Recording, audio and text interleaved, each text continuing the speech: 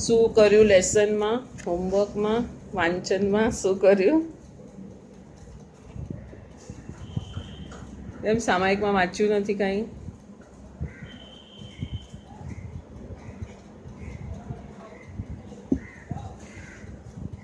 અચ્છા, કાંઈ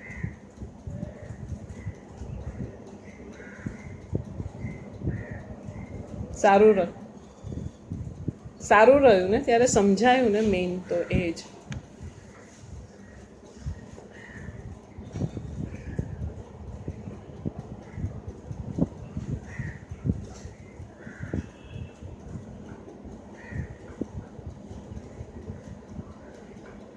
બરાબર છે, બરાબર, સરસ, બરાબર, પરફેક્ટ છે. એને જ હજી આપણે થોડું આજે આગળ લઈ જઈએ છીએ. તમને ગયા વખતે મેં 5 ભાવના નામ લખાવ્યા હતા, કેમ કે આ 5 ભાવ આમાં પણ આવશે અને થોડું આગળ જશું ત્યાં પણ આવશે.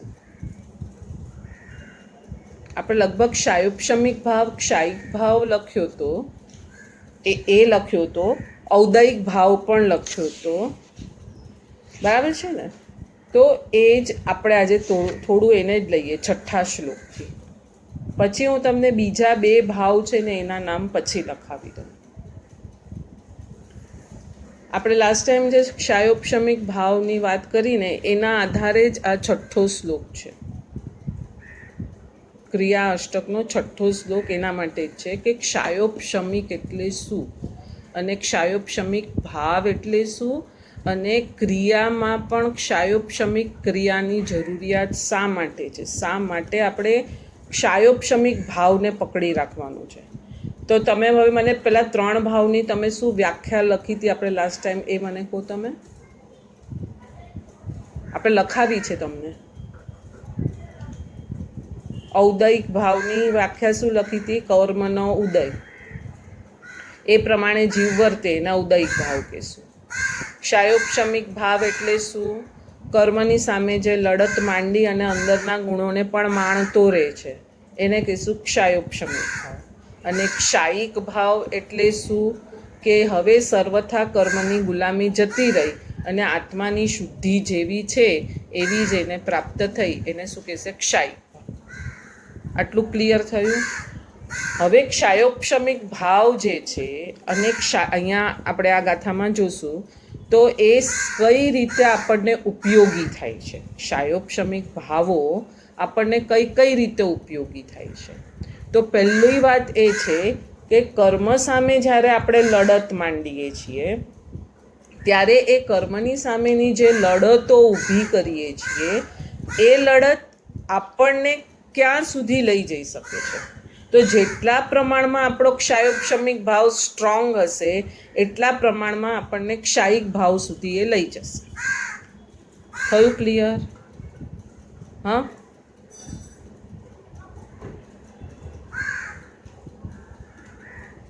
બસ. તો એ, અને હવે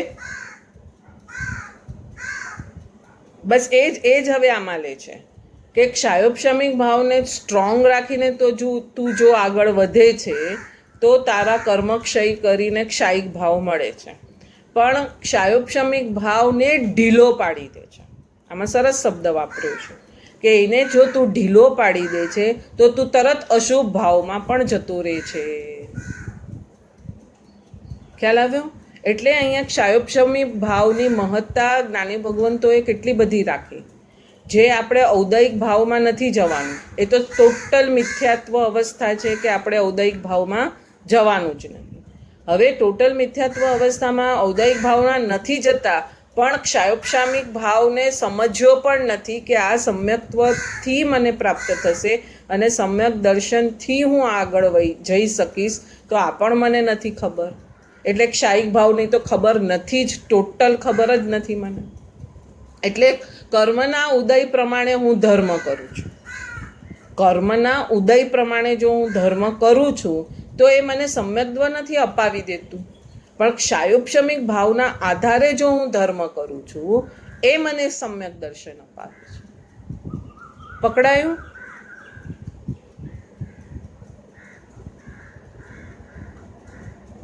એ પણ વિચાર લેવાનો છે તમારો, બરાબર છે. પણ ક્ષાયોપશમિક ભાવ એટલે જે કર્મનો હમણાં ઉદય આવ્યો, આપણે એક એક્ઝામ્પલ લઈએ. ધારો કે કર્મનો ઉદય આવ્યો 100%, 100% કર્મનો ઉદય આવ્યો, કે આપણને તમે જેમ કીધું કંટાળો આવ્યો, પ્રમાદ આવ્યો, તાવ આવ્યો, તો એ 100% કર્મનો ઉદય આવ્યો છે સપોઝ. હવે સમ્યક દ્રષ્ટિ, આ ક્રિયાની તો વાત આપણે લાસ્ટ ટાઈમ જોયું કે સમ્યક દ્રષ્ટિની ક્રિયા છે, સમ્યક દર્શન સાથેની ક્રિયા છે, બરાબર છે. તો સમ્યક દ્રષ્ટિ જીવ શું કરશે, એ જે કર્મનો ઉદય અશાતાનો આવ્યો છે એને કર્મ તરીકે જોશે, બરાબર છે.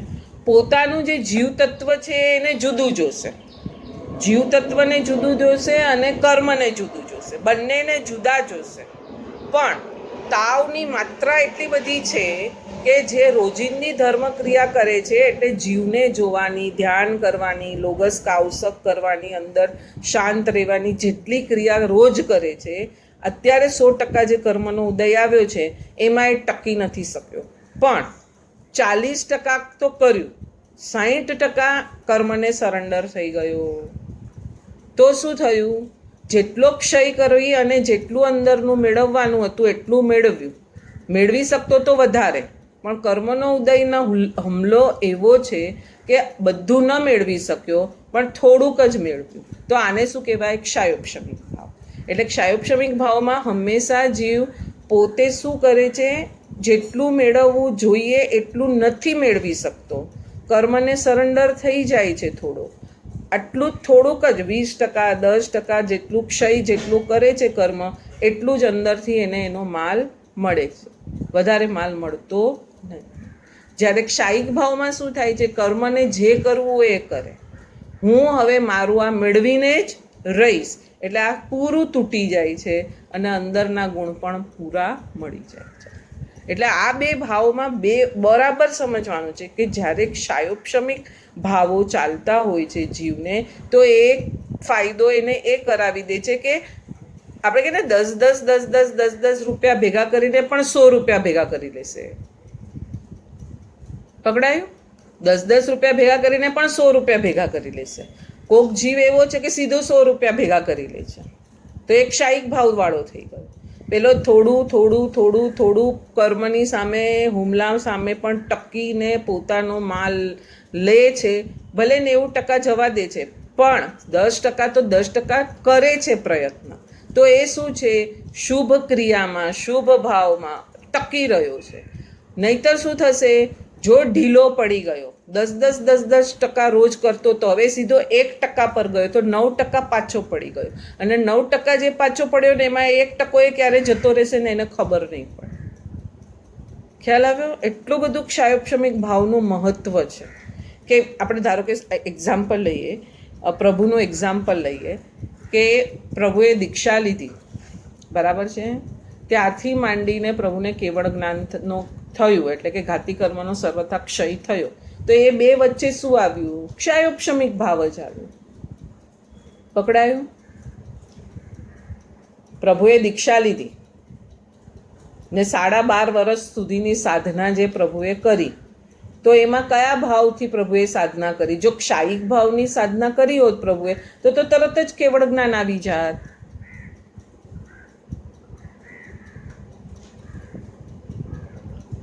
ક્ષાયોપશમિક ભાવ એટલે શું? સર્વથા તું આપણે ઘરનું એક્ઝામ્પલ લઈને કરીએ કે ક્ષાયોપશમિક ભાવ એટલે શું, કે આપણા 5 રૂમમાંથી આપણે 1 રૂમ સાફ કરીએ છીએ. 4 રૂમ એવા ને એવા રહેવા દીધા છે મેલા. પણ આજે 1 રૂમ કર્યો, કાલે બીજો, ત્રીજો, ચોથો, 5મો, એમ વારાફરતી કરીએ છીએ, તો ચોખ્ખાઈ તો જળવાઈ રહે છે ને.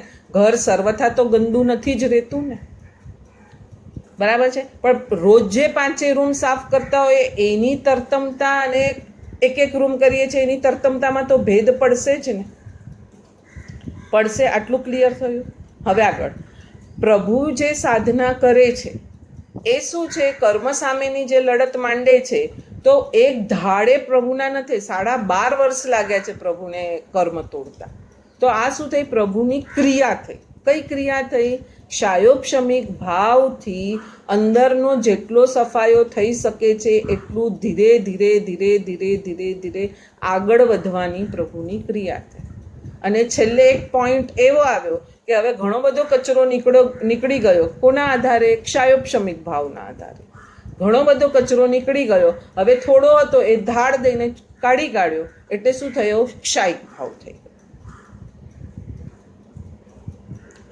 એટલે ક્ષાયોપશમિક ભાવ હંમેશા તમને ક્ષાયિક ભાવ તરફ લઈ જાય છે જ.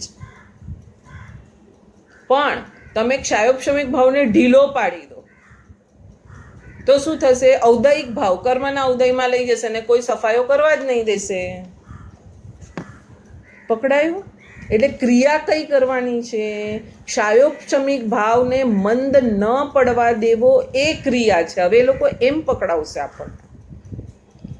પેલા મન વચન કાયાના યોગની ક્રિયામાં અંદરનું તું સાધી લે એ ક્રિયા બતાવી આપણને, બરાબર. હવે શું બતાવે છે કે ક્ષાયોપશમિક ભાવને તું મંદ ન પડવા દે. આ તારી મુખ્ય ક્રિયા છે જે તને ક્ષાયિક ભાવ અપાવીને રહેશે. નહીં તો શું થશે? કર્મના હુમલામાં ક્ષાયોપશમિક ભાવ મંદ પડી ગયો એટલે ઔદયિક ભાવમાં જતો રહ્યો. કર્મના ઉદયમાં ભળી ગયો એટલે શું થઈ? ક્રિયા સાવ મંદ પડી ગઈ એટલે ક્ષાયિક ભાવ તરફ તું જે ચાલતો હતો એ અટકી ગયું તારું. તો ક્રિયાની અહીંયા અલગ રીતે આ લોકોએ સમજાવ્યું છે. ભાવસ્થાનકથી સમજાવ્યું છે, અંદરના ભાવોની વૃદ્ધિથી સમજાવ્યું છે કે ક્રિયામાં ભાવની વૃદ્ધિ એટલે શું? તો કે ક્રિયામાં ભાવની વૃદ્ધિ એટલે કે તને રોજ સરખી અનુકૂળતા નથી મળવાની, રોજ તારા સરખા બધા સંજોગો નથી રહેવાના, રોજ કંઈ ને કંઈ કર્મની વિવિધતાઓ આવતી રહેવાની છે. તો એ કર્મની વિવિધતામાં પણ તારે તારા ક્ષાયોપશમિક ભાવને નીચે પડવા દેવાના નથી. પકડાયું?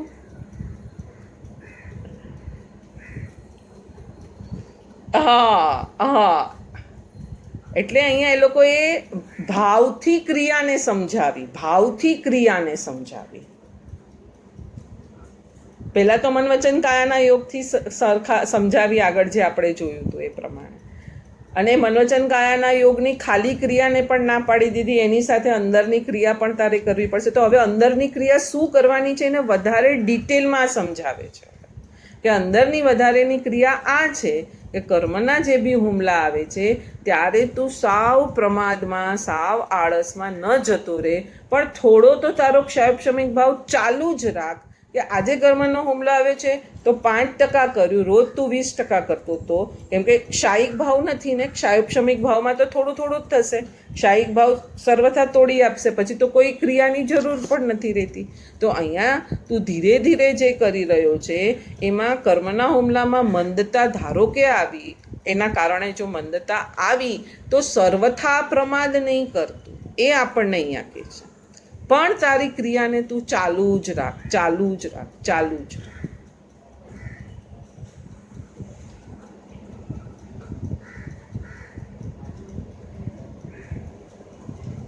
ના, એ લોકો અહીંયા હવે એવી વાત નહીં લેશે ને. અહીંયા તો ભાવથી તો રાખશે જ ને વાત. તો હવે તમારો જે પ્રશ્ન છે એ જ પકડો. હવે તમારા પ્રશ્નમાં જ જવાબ છે.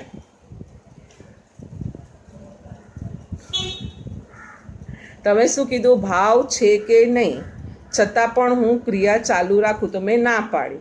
તો હવે શું કરશો? એકદમ તાવ આવે છે, તમે એક ખમાસનું પણ દેવાની શક્તિવાળા નથી, તો હવે શું કરશો? ત્યાં સૂતા બી ક્ષાયોપશમિક ભાવની ક્રિયા શું કરશો એ જ આપણે શોધવાનું છે. જ્ઞાનથી તમે તમારા કર્મને જોશો. જ્ઞાન થયું ને, જ્ઞાન તો હાજર જ છે ને, કે જ્ઞાન તો બંધ નથી થઈ ગયું ને. તાવ આવ્યો તો જ્ઞાન તો ખુલ્લું છે, અને જ્ઞાને જ ઓળખાવ્યું ને આપણને કે કર્મનો ઉદય આવ્યો છે, તાવ કેટલો બધો છે, ચાલી નથી શકાતું, ભાવતું નથી. તો આ બધું જે આપણે બોલીએ છીએ એ બોલીએ છીએ કોના આધારે? જ્ઞાનથી જ બોલીએ છીએ કે એમ જ બોલીએ છીએ? જ્ઞાન જ થયું ને કે આજે ખાવાનું ભાવ્યું નથી, ઉઠાયું નથી, અરે 10 વાગી ગયા હજી ઉઠાયું નથી, હજી અશક્તિ લાગે છે. તો આ બધું જ્ઞાન જ કરાવે છે ને, કે બીજું કોઈ કરાવે છે? જ્ઞાન જ કરાવે છે ને.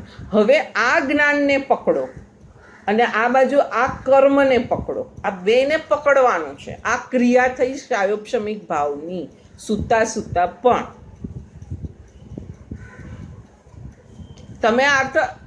તમે આર્તરોદય ધ્યાનમાં જતા રહેશો.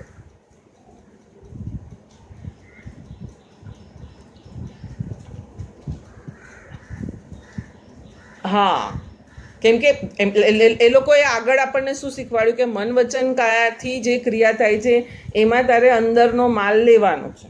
બરાબર છે. હવે અત્યારે મન વચન કાયા એકદમ મંદ પડી ગયા છે. કર્મના હુમલાના સામે એ એકદમ મંદ પડી ગયા છે. તમે કાંઈ કરી નથી શકતા મન વચન કાયાથી. બરાબર. પણ તમારું જ્ઞાન તો અત્યારે બી હાજર છે. તો તમને આ જ્ઞાનને જ પકડવાનું છે.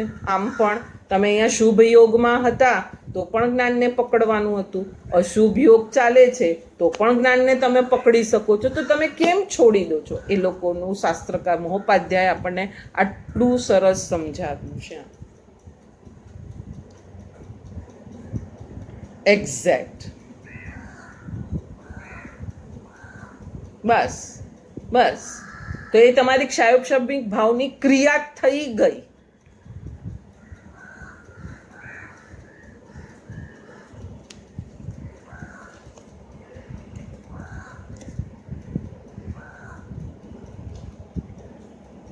ઓફકોર્સ બરાબર છે.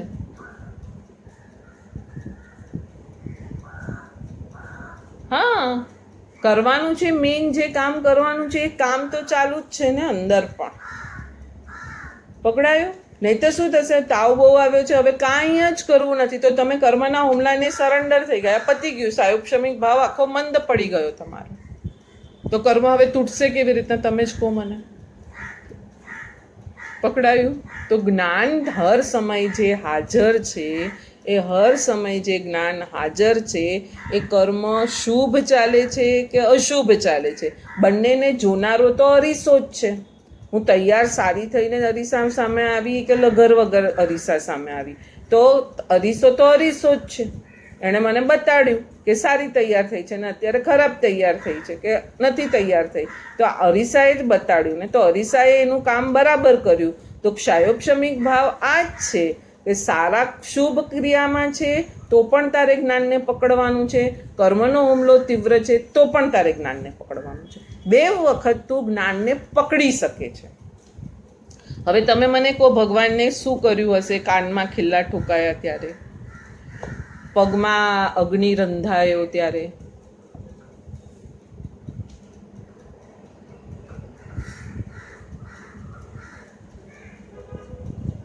આ જ થયું ને. અશુભ કર્મનો ઉદય આવ્યો તો જાણી લીધું ને, પણ પકડ્યું તો જ્ઞાનને જ ને, કે બીજા કશાને પકડ્યું? તો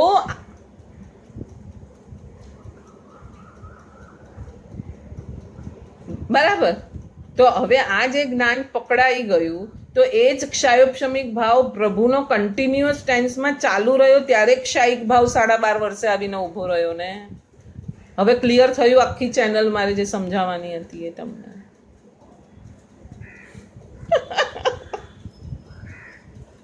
ભલે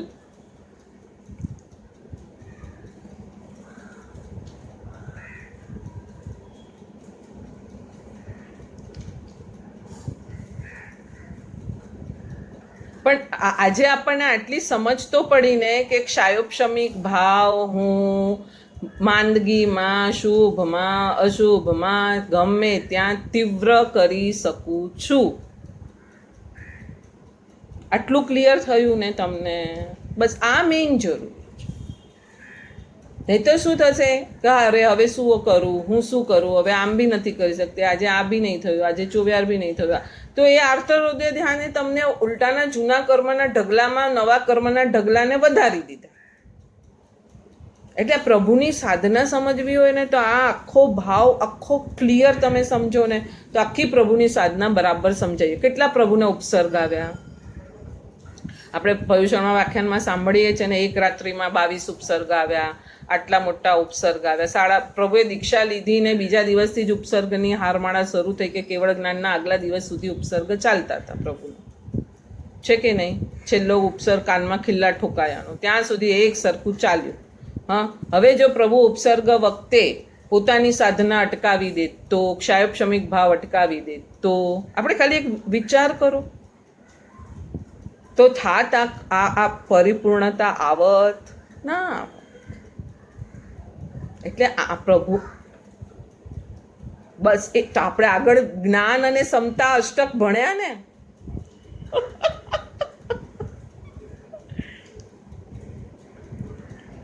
હા, પણ એનો એક સંસ્કાર, આ જ સત્ય છે, આ સંસ્કાર તો પાડવો પડશે ને આપણે અંદર.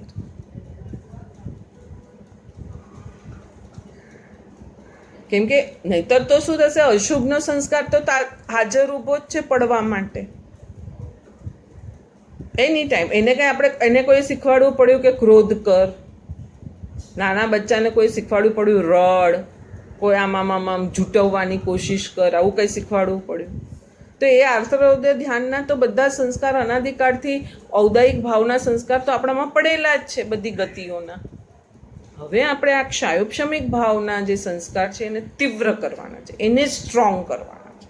એ કર્મનો હુમલો તો આવવાનો જ છે, કેમ કે એ પૂતગલ છે અને મેં બાંધ્યું છે, પણ હું જ્ઞાન છું એને મારે પકડતા જવાનું છે. એટલે આ લોકો ચાલતા થશે. પકડાયું? હવે તમારા ફેસ પરથી લાગે છે હવે આખું ક્લિયર થઈ ગયું.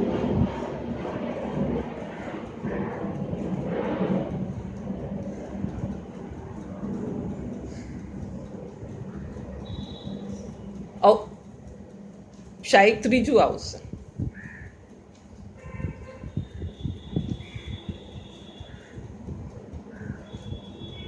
પહેલા ઔદાયિક ભાવ, પછી ક્ષાયોપશમિક ભાવ ને પછી ક્ષાયિક ભાવ.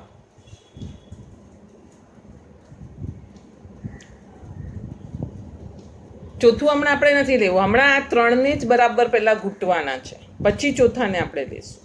પાંચમાને એકચ્યુઅલી તો પાંચમું કહેવાશે, એ પછી લઈશું. આ ત્રણ બરાબર પકડાઈ જવા જોઈએ કે પ્રભુ 12.5 વર્ષ ઔદાયિક ભાવને જોયો નથી. પ્રભુ પોતાના અંદરની શક્તિને ક્ષાયોપશમિક ભાવથી ખોલતા ગયા અને છેલ્લે ક્ષાયિક ભાવ પરિપૂર્ણ થઈને મળી ગયો. બસ આ ત્રણને જ પકડવાના છે સાધના માટે. તો મને પણ જો પ્રભુ જેવું કર્મનો ઉદય આવે તો હું ક્ષાયોપશમિક ભાવને તીવ્ર રાખી શકું કે હું મારા ઔદાયિક ભાવમાં ભળી જાઉં. આ બેને આપણે હમણાં આ સ્ટેજમાં આ બેને પકડવાના છે. ખ્યાલ આવે? પ્રભુ તો અવધિજ્ઞાની હતા એટલે પ્રભુને ખ્યાલ જ હતો, પણ આપણને શાસ્ત્ર માર્ગદર્શક, શાસ્ત્રને એટલે તો દીવાદાંડી કીધી છે ને. દેવ અને ગુરુને શું કીધું? દેવ, ગુરુ, શાસ્ત્રને દીવાદાંડી. તો શું દીવાદાંડી બતાડી? ઔદાયિક ભાવ આવવાનો છે, જ્યાં સુધી તારા કર્મ ક્ષય નથી થવાના ત્યાં સુધી કોઈને કોઈ રીતે ઔદાયિક ભાવ તો ચાલુ જ રહેવાના છે. પણ હવે તારું લક્ષ્ય શેના પર હોવું જોઈએ એ બી આપણે જોવું પડશે. ખ્યાલ આવે છે?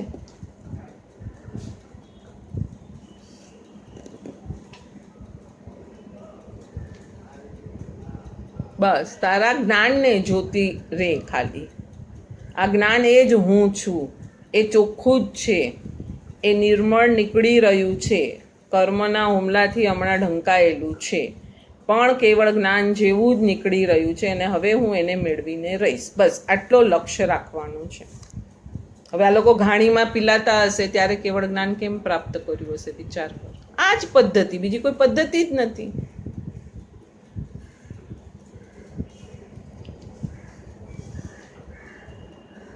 પણ ઘૂંટ્યું ને આને એટલે જ શું કહે છે, આપણે હમણાં શું વાત કરી, અનાદિના સંસ્કારમાં ક્રોધ કરવું નથી શીખવાડવું પડતું. તો આ તમે ઘૂંટી કાઢશો તો આ બી તમારો આ તો તમારો મૂળ સ્વભાવ છે. ગુલાબનો સ્વભાવ સુગંધનો તો એનો મૂળનો છે, પણ હમણાં લસણ સાથે રહ્યું એટલે થોડો લસણ જેવો વાસ આવી ગઈ છે. લસણનો કોથળો ને ગુલાબનો કોથળો સાથે રહ્યો એટલે હવે એને એમાં વાસ બેસી ગઈ છે લસણ. પણ ગુલાબનો મૂળ સ્વભાવ તો એકદમ સુગંધીદાર જ છે. હવે થોડો વખત એને બરાબર ખુલ્લો રાખશે, તાપમાં રાખશે, આ કરશે, તે કરશે, ધોઈ કાઢશે, લસણ નીકળવા માંડ્યું, વાસ લસણની, તો ગુલાબની તો જે મહેક હતી બહાર આવી ને ઊભી રહી સામે, એ નાખવી નથી પડી અંદર. ખ્યાલ આવે? બસ આ જ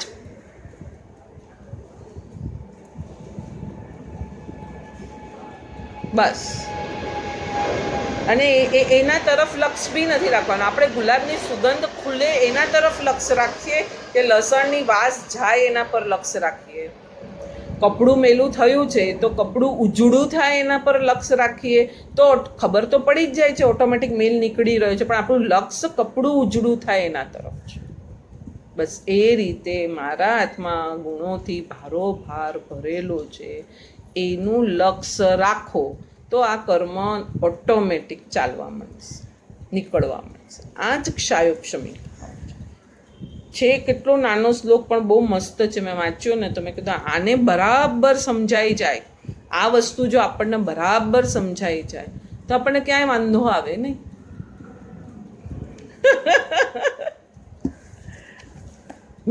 મહેનત તો બધામાં જોઈશે જ ને આપણને, વાંધો.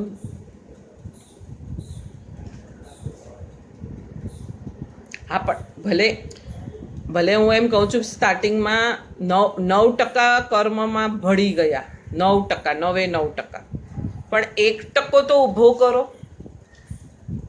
તો એ કાલે 2%માં જશે, કાલે 5%માં જશે. એમ એને ઊભું કરશું જ નહીં તો કેવી રીતના વધશે? 1% તો ઊભો કરો. ચલો આપણી અત્યારે જે બી યોગ્યતા, પાત્રતા, જ્ઞાન, શક્તિ જે બી છે, પણ 1% તો તું ઊભું કરી શકે એમ જ છે. જ્ઞાનીઓ આપણને એમ કે છે, નહીતર તો તું સાવ જ જશે પાછો. અનાદિનો જે હતો એ એટલે તો આપણે યસ બસ એ જ કે છે આમાં.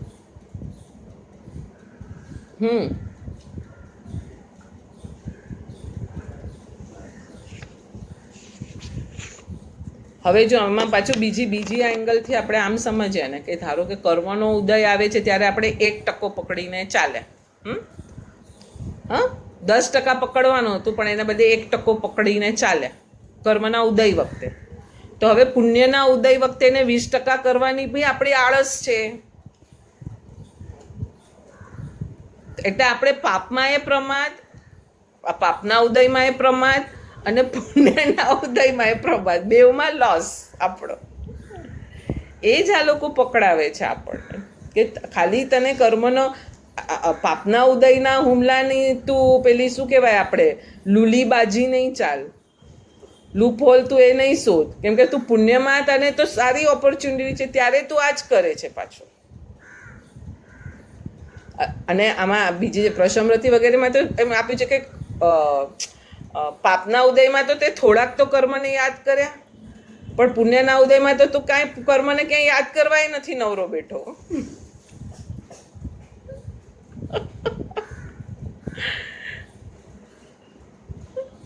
હા એક્ઝેક્ટ ખ્યાલ આવ્યો. હવે બરાબર બેસી ગયો આ શ્લોક. બહુ મસ્ત છે. આપણે વાંચીએ હવે અને જો હું વાંચીને તને બતાવું. 5મો શ્લોક. ક્ષાયોપશમિક ભાવમાં કરવામાં આવતી ક્રિયાથી શુભ ભાવથી હા નીચેનું ગુજરાતી છે ને એ વાંચું છું બરાબર. શુભ ભાવથી પડી ગયેલાના પણ શુભ ભાવથી પાછી વૃદ્ધિ થાય છે. અરે સોરી, હા છઠ્ઠો, 5મો નહીં, છઠ્ઠો છે, છઠ્ઠો. હા રાઈટ, છઠ્ઠો છે. નહીં 5મામાં તો શું ગુણને કેવી રીતના વૃદ્ધિ કરવી આપણે આમાં લઈ જ લીધું, સમજી લીધું સાથે. ઔદયિક ભાવમાં ન જવું એટલે ક્ષાયોપશમિક ભાવમાં રહેવું એટલે શું કે વ્રતને પકડી રાખવાનો, ગુરુના આદેશને પકડી રાખવો, આ બધું 5મા શ્લોકનો આપણે અર્થ લઈ લીધો. હવે 6થા શ્લોકનો જે મેઇન છે એ અર્થ આ લેવાનો છે કે ક્ષાયોપશમિક ભાવમાં કરવામાં આવતી ક્રિયાથી શુભ ભાવથી પડી ગયેલાના પણ શુભ ભાવમાં ફરી વૃદ્ધિ થાય છે. આવ્યું? પાછી વૃદ્ધિ થવા માંડી. પડી ગયા એટલે મન, કર્મનો હુમલો આવ્યો ત્યારે મંદ થઈ ગયો હતો, પણ પાછું એને ક્ષાયોપશમિક ભાવને પકડી જ રાખ્યો. 1% તો 1% તો પાછી વૃદ્ધિ થઈ ગઈ ને. સાવ જ જતો રહ્યો તો કંઈ જ નહોતું થવાનું.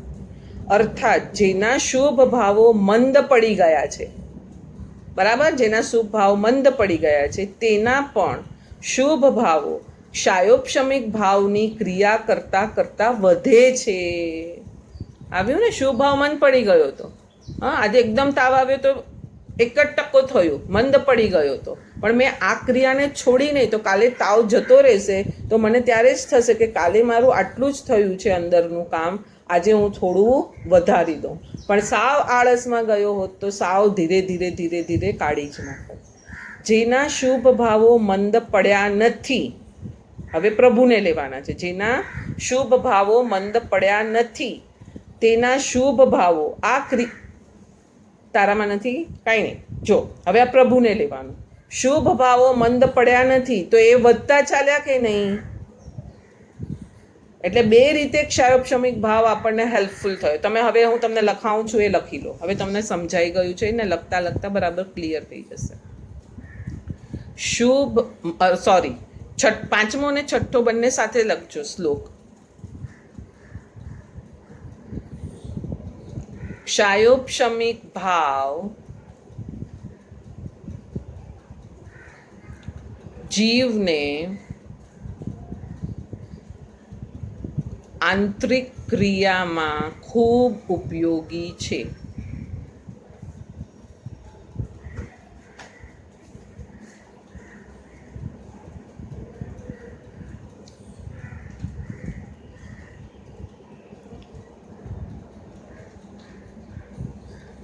જ્યારે કર્મના હુમલા આવે છે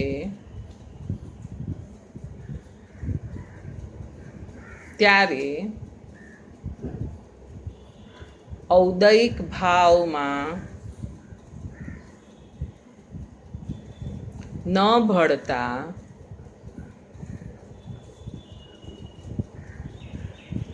થોડો તો થોડો ક્ષાયોપશમિક ભાવ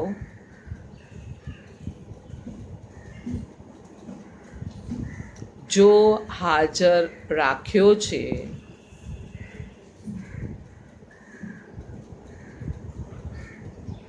તો જીવ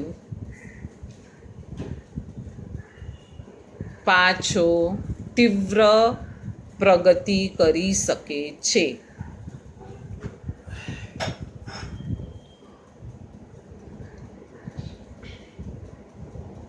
બરાબર? હવે બીજો આપણે બે પ્રકારે હેલ્પફુલ થાય છે. તો આ પહેલો પ્રકાર થઈ ગયો. હવે બીજો પ્રકાર, પ્રભુની જેમ અનેક ભવોની આરાધનાથી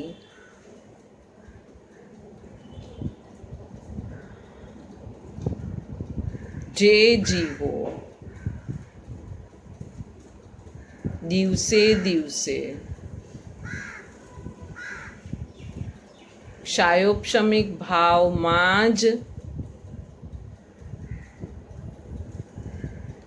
રત રહે છે તે જીવો. હવે હું સાતમાનો સાર બી સાથે લખાવી દઉં છું. એટલે અહીંયા નંબર 7 ગાથા કરીને 7મો નંબર કરો. હા, 7મો નંબર, એનું ફળ શું મળે છે એ. તે જીવો તરતમ 7 નંબર લખ્યું? હા, બસ. શું લખ્યું આપણે? છેલ્લું વાક્ય બોલો.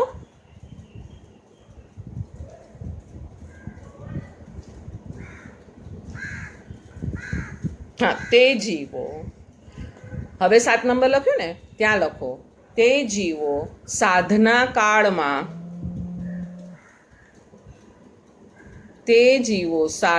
કાળમાં દિન પ્રતિદિન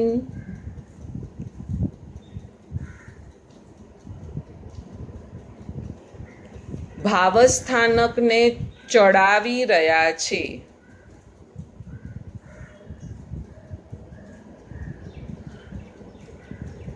અને છેલ્લે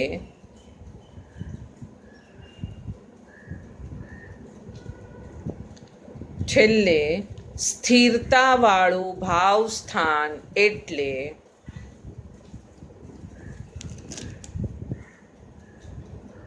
કેવળ જ્ઞાન પ્રાપ્ત કરી લે છે.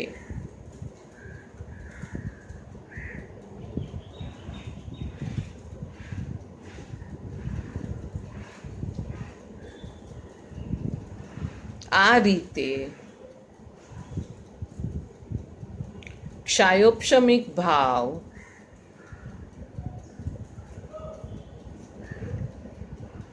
શરૂઆતની આરાધનાવાળા જીવો અને તે જ ભવે મોક્ષે જનારા જીવો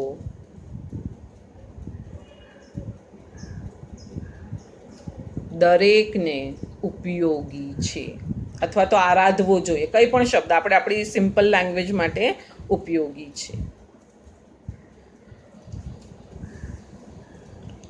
આખું ક્લિયર થયું બરાબર? ક્ષાયોપશમિક ભાવ તમને જે મેઇન છે, ક્રિયા અષ્ટકમાં ક્ષાયોપશમિક ભાવ જ મેઇન છે. એટલે બે રીતે ઉપયોગી થયો. શરૂઆતના જીવોને પણ ટકીને એમાં રાખવા માટે ઉપયોગી થયો, તો ભવો ભવ ઘૂંટાતો જશે, અને છેલ્લો ભવ આવશે ત્યારે બી ક્ષાયોપશમિક ભાવ એને ઉપસર્ગમાં પણ હલવા નહીં દેશે અને ક્ષાયિક ભાવ અપાવીને રહેશે. થયું ક્લિયર? એટલે આ પાંચમો, છઠ્ઠો અને સાતમો એ આ જ ત્રણે કન્ટિન્યુ આપ્યું. જો હવે હું સાતમા શ્લોકનો અર્થ ખાલી વાંચું છું કે ક્ષાયોપશમિક ભાવની ક્રિયામાં શુભ ભાવોને વધારવાનો અને સ્થિર રાખવાનો ગુણ છે. આથી ગુણની વૃદ્ધિ માટે અથવા તો ગુણને મેળવી રાખવા માટે, એટલે કે એક જ હવે કેવળ જ્ઞાન થઈ જશે પછી કઈ ભાવમાં તરતમતા આવવાની છે? કેવળ જ્ઞાન પછી તો કોઈ ભાવમાં, હવે એક સરખું કેવળ જ્ઞાન જ છે. એટલે ભાવની વૃદ્ધિ માટે અને છેલ્લે એ સ્થિર કરાવી દે એવા માટે ક્ષાયોપશમિક ભાવ જરૂરી છે. થઈ ગયું ક્લિયર આખું? એટલે કેટલો બધો ઇમ્પોર્ટન્ટ છે ક્ષાયોપશમિક ભાવ.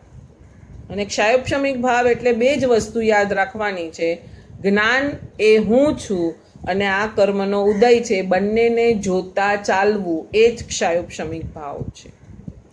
તમે પૂછશો મને કે તો શું કરું ક્ષાયોપશમિક ભાવને તીવ્ર કરવા માટે? આ જ કરવાનું. તમે બેઠા છો જ્યારે શાંતિથી આમ આંખ બંધ કરીને બેઠા છો, કંઈ સૂઝતું નથી, કંઈ કરવું ગમતું નથી, નવકાર પણ નથી ગમતું, કાંઈ નથી ગમતું, કાંઈ વાંધો નહીં, શાંતિથી બેસો.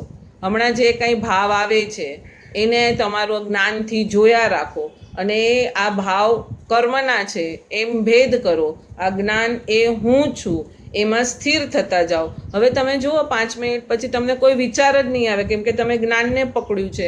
એટલે એક આનંદ આનંદ આનંદ આનંદ આનંદ આવશે. આવું 2 મિનિટ પણ થયું તો એક ક્ષાયોપશમિક ભાવની વૃદ્ધિ છે. ખ્યાલ આવે? હવે પ્રભુ, અને પછી સામે પ્રભુની આરાધના તો સામે તમારે ઊભી રાખવી જ પડશે ને, કે પ્રભુએ કેવી રીતના કેવળ જ્ઞાન લીધું, તો આ જ રીતે. તો આગલા બધા ભવોમાં આપણે ધારો કે નંદન વિશ્વભૂતિનો ભવ જોઈએ પ્રભુનો, તો જરાક માટે પેલાએ કીધું ને કે ક્યાં ગયું તારું બળ, તો ગાયને ફેરવીને ફેંકીને તો એ ઔદયિક ભાવમાં આવી ગયા ને. નહીંતર આટલા માંસ ખમણના પારણે માંસ ખમણમાં ક્ષાયોપશમિક ભાવ તીવ્ર કર્યો હતો, પણ ક્યાંક ભૂલો થઈ જાય છે. પણ એક ક્ષાયોપશમિક ભાવની આટલી તીવ્રતા છેલ્લા ભાવમાં કેવા આટલા ઉપસર્ગ આવ્યા, કેટલા ઉપસર્ગ આવ્યા, તો આ બધું ત્યાં કામ આવ્યું ને, પકડાયું. એટલે આ રીતે છૂટું પાડવું પડશે. હવે આપણે અંદર છૂટું પાડવું પડશે.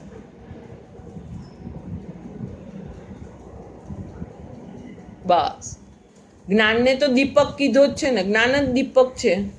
ખાડામાં તારે પડવું છે કે શિખર પર તારે જવું છે, એ જ્ઞાન જ બતાડવાનું છે. બીજું કોણ બતાડશે કે આ ખાડો છે ને આ શિખર છે, હવે ક્યાં જવું છે તું નક્કી કર.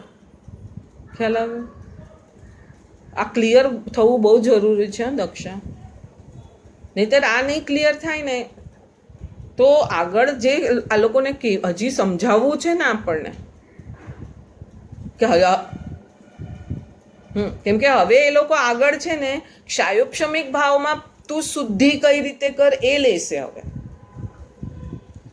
અત્યારે તો તમને 3 ભાવથી બતાવી દીધું કે આ ઔદયિક છે, આ ક્ષાયોપશમિક છે, ક્ષાયિક છે. આને આમ જો, આને આમ જો ને આ તમને મેળવવાનું છે. પણ હવે ક્ષાયોપશમિક ભાવમાં પણ કંઈક શુદ્ધિ કરવી પડશે ને, વૃદ્ધિ કરવી પડશે ને, કંઈક સ્ટ્રોંગ થવું પડશે ને. હવે એ બધું સમજાવશે એ લોકો. ખ્યાલ આવ્યો? એટલે આ તારું ક્લિયર થઈ ગયું છે એટલે સરસ, હવે વાંધો નથી આપણે. ચલો હવે આપણે આગળ જઈએ. 8મો શ્લોક આજે લઈ લઈએ, છેલ્લો. હવે આખું 8મા શ્લોકમાં બધું પાછું એમાં પાછું ભરી દેશે એ લોકો. વચનુષ્ઠાન તો સંગ ક્રિયા સંગતિ મંગતિ ગેયમ જ્ઞાન ક્રિયા ભેદ ભૂમિ રાનંદ પિચ્છલા. જો હવે કેટલું ફાઇન કીધું અહીંયા કે વચનના અનુષ્ઠાનથી નિર્વિકલ્પ સમાધિ રૂપ અસંગ ક્રિયા યોગ્યતાને પામે છે. આપણામાં કેટલા અનુષ્ઠાન છે? પ્રીતિ, ભક્તિ, વચન અને અસંગ. આ 4 અનુષ્ઠાન. અસંગ લખી લો તમે. પહેલું અનુષ્ઠાન પ્રીતિ, એનો અર્થ લખો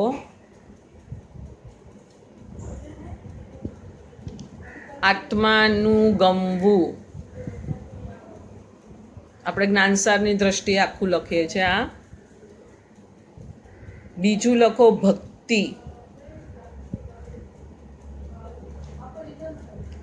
આત્માનું સ્વરૂપ બતાવે તેવા દેવ ગુરુની ભક્તિ.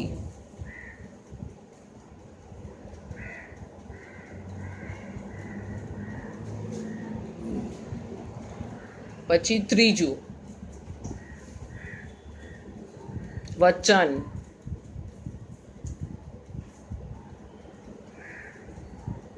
દેવગુરુએ જે સામાચારી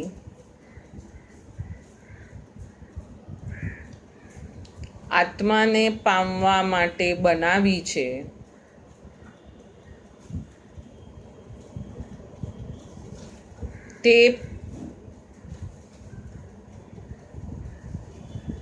તે પ્રમાણે તેનું પાલન.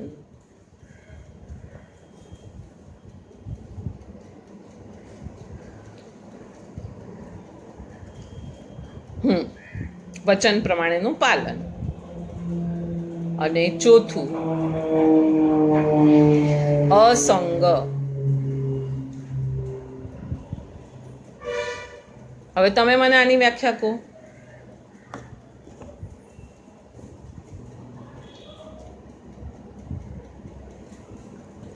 વચન પ્રમાણે પાલનમાં એ બધું આવી ગયું તો હવે શું મળશે એને?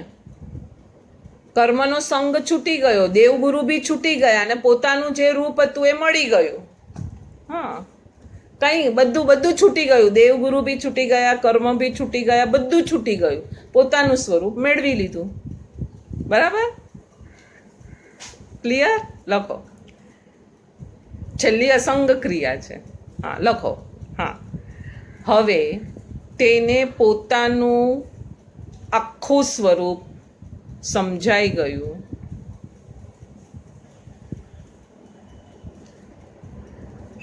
મેળવી લીધું, કોમા કરીને લખો. સમજાઈ ગયું, મેળવી લીધું. એટલે સર્વ કર્મ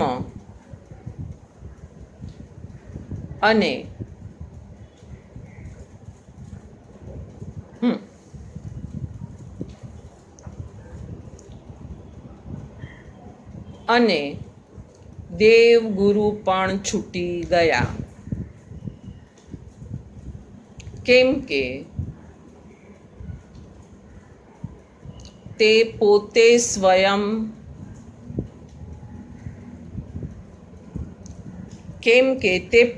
સ્વયં દેવ બની ગયો છે. એટલે કે સિદ્ધ બની ગયો છે કે કેવડી, કાંઈ પણ આપણે લખી શકાય. હા, બસ એમ બી લખશો તો બી વાંધો નથી, કાંઈ વાંધો નથી.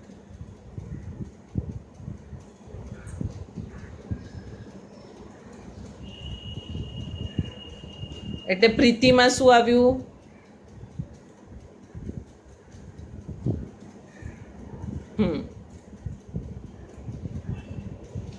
એનું ગમવું. પહેલું તો ગમવું.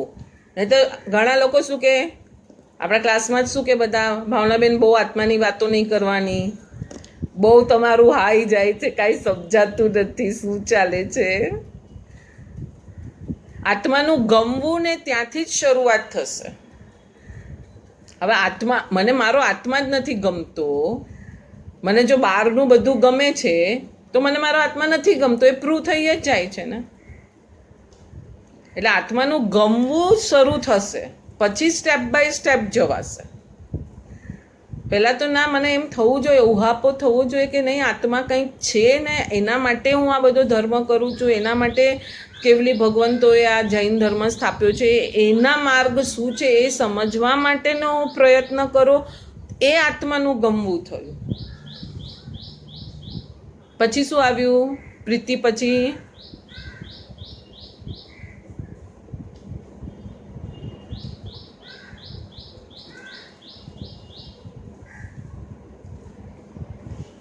હા, એટલે પછી આપણામાં સાની, હા, એટલે આપણામાં ઈતર ધર્મમાં ન જવું. કેમ કીધું? હવે જો તમે તમારે જે લોજિક લગાડવું હોય અહીંયા લગાડો. આપણને ના પાડીને ઈતર દેરાઓને ન પૂજવા, ન વાંદવા, આપણામાં જે મિથ્યાત્વના બધા આપણે અતિચાર બોલીએ છીએ 14ના પ્રતિકોણમાં, તો શું આવે છે? અન્ય દેવરા કીધા. તો આ આવી ગયું ને, તો ભક્તિ કોની કરવાની છે? જે આત્મા સુધી લઈ જાય છે એ દેવગુરુ, એટલે એ સતગુરુ આવી જ જશે ઓટોમેટિક. એટલે કુદેવ નીકળી જ જશે, કેમ કે કુદેવ સંસાર બતાડવાના છે. કુદેવ સંસાર બતાડવાના છે અને સુદેવ આત્મા બતાડવાના છે. પકડાયું બરાબર? એટલે પ્રીતિ કોની કરવાની છે? ભક્તિ કોની કરવાની છે?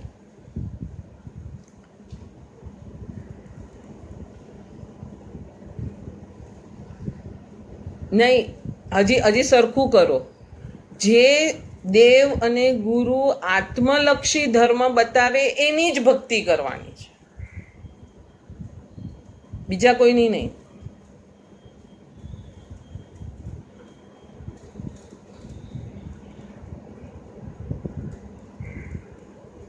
એ જ બતાડે. હા, આમાં મહોપાધ્યાયના સવાસો ગાથાના સ્તવનમાં આવે જ છે ને કે કેટલું પુણ્યનો ઉદય થાય છે, પછી કેટલું બધું થાય છે, ત્યારે સદગુરુની પ્રાપ્તિ થાય છે. કેટલું, અને એના માટે કે તારી બી કુરબાનીઓ જોઈશે. કુરબાની એટલે કે નહીં તો તું ત્યાં તને ગમી જશે, તને કહેશે આમ કર તો તારો સંસાર સારો ચાલશે, એ તને ગમી જશે, એટલે તું ત્યાં બેઠો રહેશે. તું ગયો છે તો આત્માને શોધવા, પણ તને આ બધું ગમી ગયું તો તારે કેટલી બધી કુરબાની બી આપવી પડશે ત્યાં. બહુ સવાસો ગાથાનું સ્તવનની તારી પાસે છે બુક, બહુ ફાઇન છે અને સિમ્પલ ગુજરાતીમાં સમજાઈ જાય એવી છે. હા, સિમંદર સ્વામીની હુંડી કરીને છે, લગભગ છે તારી પાસે, જોજે તું. બહુ સરસ સિમ્પલી આમ સમજાવ્યું છે કે તું મને હવે યાદ નથી આવતું હવે, પણ છે તો ખરી, કશે તારી પાસે હશે. આમ પતલી આપણી આની નવતત્વની ને કેવી બુકો છે એવી પતલી જ છે, પણ સરસ છે. એટલે પ્રીતિ થઈ ગઈ, મારે મારી જ પ્રીતિ કરવાની છે, સંસારની કોઈ વસ્તુની પ્રીતિ નથી કરવાની. તો હું ફોલો બી જે મને આત્મા બતાવવાના છે એ જ દેવગુરુને હું ફોલો કરીશ, બીજા કોઈ દેવગુરુને હું ફોલો કરવા જવાની નથી. એટલે હવે વચન વાંચો, શું લખ્યું?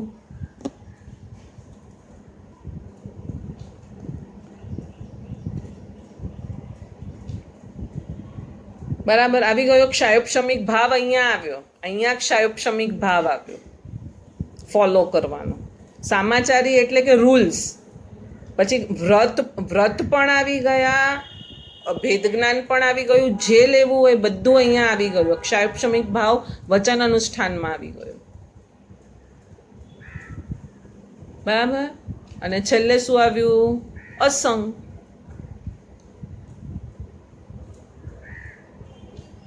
ક્ષાયિક ભાવ મળી ગયો.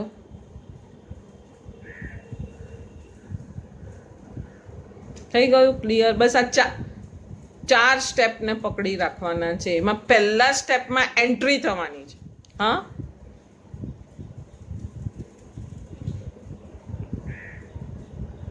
ચોથામાં ક્ષાયિક આવશે. લખી લો, હમણાં જ લખી લો. અને આપણે ઔદયિક ભાવને બી બેસાડ, પહેલા તમે લખી લો, પછી હું તમને સમજાવું.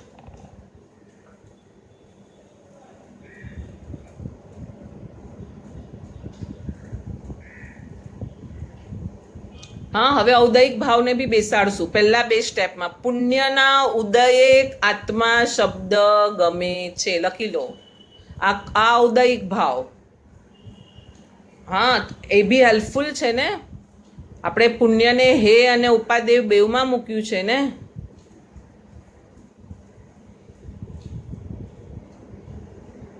ખ્યાલ આવ્યો? આ ઔદયિક ભાવ. તો આવો ઔદયિક ભાવ પકડાયો, એમાં આ કામ કર્યું તો ક્ષાયોપશમિક ભાવ મળ્યો અને તો ક્ષાયિક સુધી ગયો છે ને. હવે આખું આખું આખું મારી સ્વામીનું આખું એક્ઝામ્પલ બેસાડો. નૈસારના ભાવમાં પુણ્યના ઉદયે સાધુ ભગવંત મળી ગયા, એ ઔદયિક ભાવ.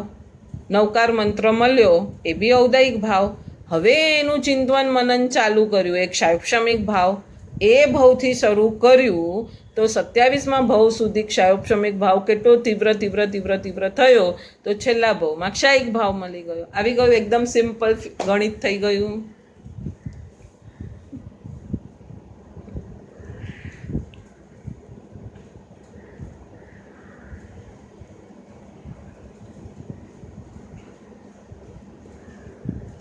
ખ્યાલ આવ્યો? એટલે પુણ્યના ઉદયમાં સાધના સહેલી છે, આપણે ઊંધું કરી નાખીએ છીએ. પુણ્યના ઉદયમાં પ્રમાદ કરી કાઢીએ છીએ. આ આપણી મોટી ભૂલ છે, મોટી ભૂલ છે. ખ્યાલ આવ્યો? એટલે પ્રભુની સાધના છે ને, બહુ આપણને આમ છે ને, એને થોડું લોજિકથી બેસાડો ને તો આખું ખુલી જ ગયું. કેવું ખુલી ગયું છે? લોજિકથી બેસાડો. હા, ખાલી પ્રભુએ ઉપસર્ગ સહન કર્યા અને આમ કર્યું, એ બધું બાહ્ય હતું. અંદર શું કર્યું પ્રભુએ? અંદર શું કર્યું? અંદર આ બધું કર્યું છે ને. એક નાનું વ્રત હતું તો એ ક્યાંથી ક્યાં પહોંચાડી દીધું. અતિથિને મારે કંઈક જમાડીને જમવું. હા, તો આ પુણ્યનો ઔદયિક ભાવ આવો હતો, એટલે આવું વ્રત લીધું. હા, અને તીર્થંકરોના જીવદળો આવા જ હોય, એટલે જીવદળોની કમાલ બી આવી હોય પાછી. એ લોકોને કાંઈ ને કાંઈ થાય. આપણે આદિનાથ પ્રભુની કથામાં આપણે કરીએ છીએ, તો એમાં શું આવ્યું? ધનના સાર્થવાને કેટલું બધું અંદર દુઃખ થયું કે અરે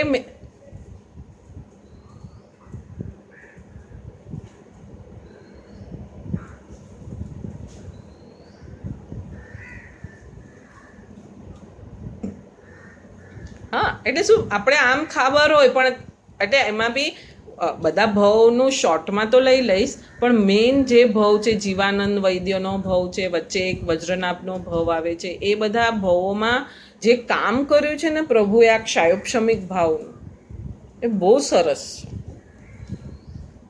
છે ને. તો આમાં પહેલા ભાવમાં બી જો આપણે ક્ષાયોપશમિક પુણ્યનો ઉદય હતો તો ધર્મઘોષ મહારાજ સાહેબ એમની સાથે જોડાયા, તો એ ઔદયિક ભાવ થયો. પછી અંદર એને કેમ ધનના સાથ પહેલું સાંભળજે ક્લિપ, પહેલી ક્લિપ પણ છે એમાં પડી છે.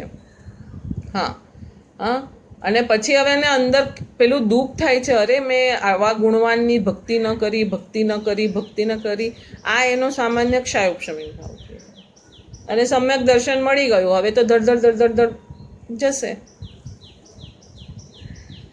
ખ્યાલ આવે છે?